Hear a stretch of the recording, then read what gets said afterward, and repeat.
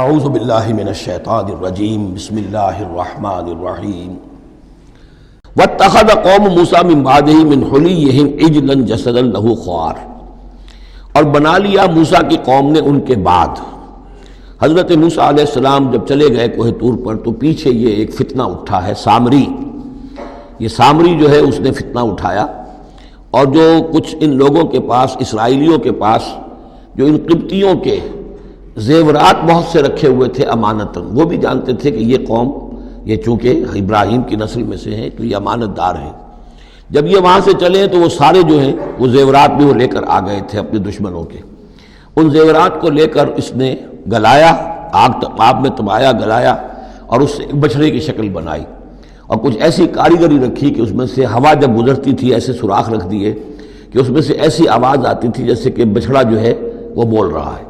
اور اس نے کہا یہ ہے تمہارا خدا۔ یہ موسیٰ تو بھول گیا، موسیٰ کو مغالطہ ہو گیا، وہ کہاں گیا ہے، کس خدا سے ملنے گیا، خدا تو یہ ہے۔ اور اس میں بھی ایک اور بات دوسری جگہ پر آ جائے گی، یہاں تو نہیں ہے، کہ حضرت موسیٰ علیہ السلام اصل میں اپنے اشتیاق اور محبت اور شوق اور جذبے کی وجہ سے قبل از وقت چلے گئے تھے، جو وقت معین تھا کوہ طور پر آنے کا اس سے پہلے۔ تو اللہ نے جواب طلبی کی تھی، ما عجلک عن قومک یا موسیٰ، اے موسیٰ اپنی قوم کو چھوڑ کر پہلے کیسے آ گئے ہو؟ اور انہوں نے جواب دیا، اجلت الیک رب لترضیٰ، پروردگار میں جلدی آیا تاکہ تو راضی ہو جائے، تو میرا شوق دیکھ، میرا اشتیاق دیکھ، تیری محبت، تجھ سے گفتگو اور کلام کی جو میرے اندر شوق ہے اس کی وجہ سے آیا ہوں۔ تو گویا کہ وہ تو شاباش کی توقع رکھتے تھے، یہاں ڈانٹ پڑ گئی، ما عجلک عن قومک یا موسیٰ قال عجلت الیک رب لترضیٰ، لیکن اللہ نے فرمایا فإنا فتنا قومک من بعدک، تمہاری اس عجلت کی وجہ سے ہم تمہاری قوم کو تمہارے بعد فتنے میں ڈال چکے ہیں۔ تو جلدی خیر کے لیے بھی نہیں کرنی چاہیے، خیر کے کام کو بھی عین وقت پر سہج پکے سو میٹھا ہو۔ تو اضلهم سامری نے انہیں گمراہ کر دیا ہے، وہ تذکرہ ہو رہا ہے۔ من حلیہم، زیوروں سے،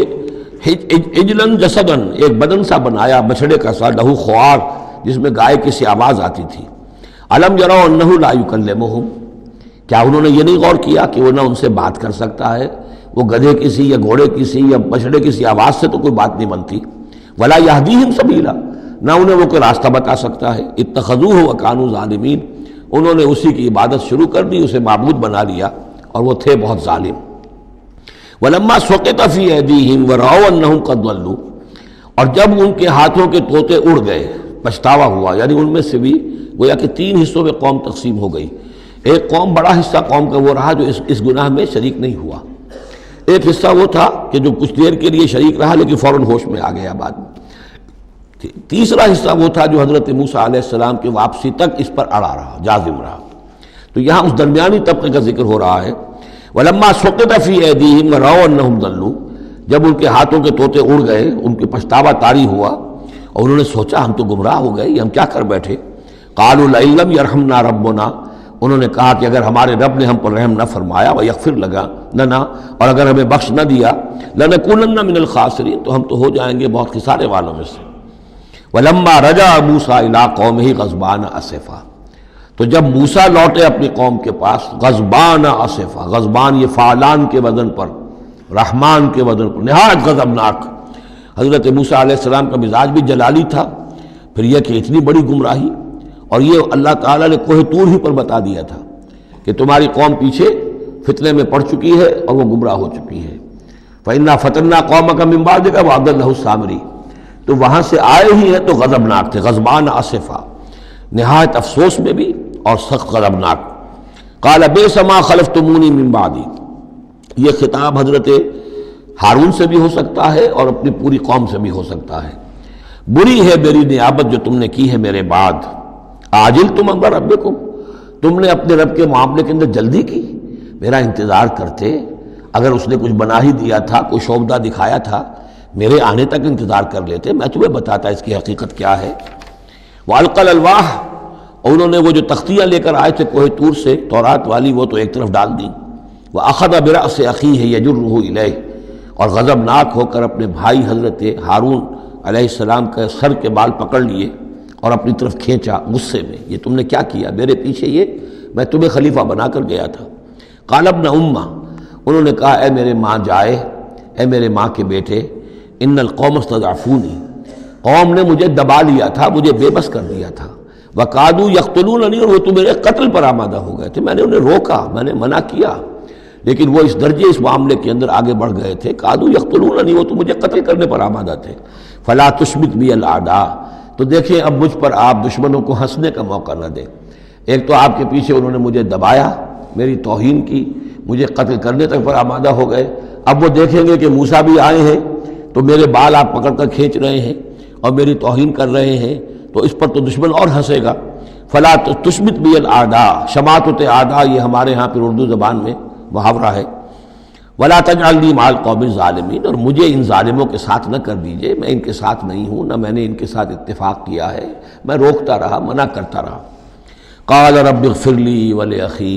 اب حضرت موسیٰ نے دعا کی اللہ سے، پروردگار بخش دے مجھے بھی اور میرے بھائی کو بھی، وادخلنا فی رحمتک، اور ہمیں داخل فرما اپنی رحمت میں، وانت ارحم الراحمین، اور یقیناً تو ہے تمام رحم کرنے والوں میں سب سے بڑھ کر رحم فرمانے والا۔ ان الذین اتخذوا العجل سینالہم غضب من ربہم، اب یہ فیصلہ انہوں نے دیا، یقیناً جن لوگوں نے اس بچڑے کو اپنا معبود بنایا، ان قریب ان پر آئے گا غضب ان کے رب کی طرف سے، گویا کہ قتل مرتد کی سزا جس کا ذکر ہم سورہ بقرہ میں پڑھ چکے ہیں۔ وَذِلَّةٌ فِي الْحَيَاةِ الدُّنْيَا، دنیا میں ذلت بھی آئے گی، وَكَذَلِكَ نَجْزِي الْمُفْتَرِينَ، اور اسی طریقے سے بہتان باندھنے والوں کو، جھوٹ گھڑنے والوں کو ہم جزا دیتے ہیں۔ وَالَّذِينَ عَمِلُوا السَّيِّئَاتِ ثُمَّ تَابُوا مِن بَعْدِهَا وَآمَنُوا، البتہ جن لوگوں نے کچھ دیر کے لیے یہ غلط کام کیا تھا لیکن پھر وہ توبہ کر لی انہوں نے، من بعدہا اس کے بعد، وآمنوا اور ایمان لے آئے، ان ربک من بعدہا لغفور الرحیم، تو یقیناً اس کے بعد آپ کا رب جو ہے غفور الرحیم ہے۔ جن سے عارضی طور پر یہ بات ہو گئی تھی پھر انہوں نے توبہ کر لی، ان کے لیے تو مغفرت ہے، اللہ تعالیٰ معاف فرمائے گا، غفور الرحیم ہے۔ البتہ جو اب تک اس پر اڑے رہے ہیں ان کے لیے یہ حد جاری کی جائے گی۔ یہ بالکل ایسے ہی جیسے سورہ مائدہ میں ہم نے پڑھا ہے محاربے والی آیت میں، کہ اگر کوئی ڈاکو ہیں، راہزن ہیں، کوئی ملک کے اندر فساد مچا رہے ہیں، تو اگر اس سے پہلے کہ تم ان پر قابو پاؤ اگر وہ توبہ کر لیں تو پھر ان کے لیے معاملہ اور ہوگا، پھر ان کے ساتھ نرمی بھی ہو سکتی ہے، معاف بھی کیا جا سکتا ہے، لیکن اگر قابو پا لو تو پھر ان کی سزا بہت سخت ہے، لیکن قابو پانے سے پہلے توبہ کر لیں تو ان کے لیے نرمی۔ اسی طرح یہاں معاملہ ہے۔ وَلَمَّا سَكَتَ عَنْ مُوسَى الْغَضَبُ، جب موسیٰ کا غصہ کو ٹھنڈا پڑا، أَخَذَ الْأَلْوَاحَ، اب انہوں نے وہ تختیاں اٹھائیں، وَفِي نُسْخَتِهَا هُدًى وَرَحْمَةٌ لِّلَّذِينَ هُمْ لِرَبِّهِمْ يَرْهَبُونَ، اور اس کی تحریر میں لکھا ہوئی تھی رحمت، ہدایت بھی اور رحمت بھی ان لوگوں کے حق میں جو اپنے رب سے ڈرتے ہیں، اپنے رب کا تقوی اور خوف رکھتے ہیں۔ صدق اللہ العظیم۔